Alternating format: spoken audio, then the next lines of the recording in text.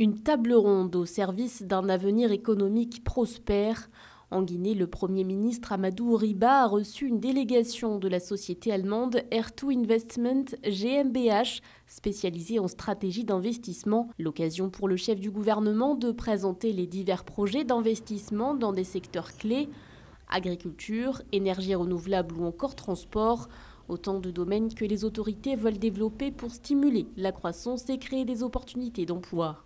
Je félicite nos compatriotes Lansana et Ibrahima Souri qui ont contribué à encourager ces investisseurs d'Allemagne à venir visiter notre pays et investir dans des secteurs diversifiés dans notre économie. C'est une bonne chose et c'est quelque chose à encourager parce que nos compatriotes qui sont à l'étranger sont les vrais ambassadeurs de la République de Guinée. Et par ce biais-là, ils doivent contribuer à encourager ceux des pays étrangers qui ont un savoir-faire, qui ont un capital technique, qui ont un capital financier, de venir connaître la Guinée pour prendre en compte les opportunités d'investissement qui existent.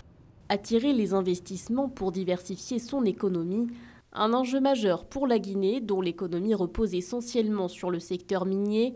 Selon l'Organisation mondiale du commerce, le secteur contribuerait à hauteur de 26% au produit intérieur brut, notamment grâce aux réserves de bauxite et d'or, une contribution qui fluctue toutefois en fonction des cours mondiaux des minerais, d'où l'impératif de diversification économique pour miser davantage sur d'autres secteurs à fort potentiel.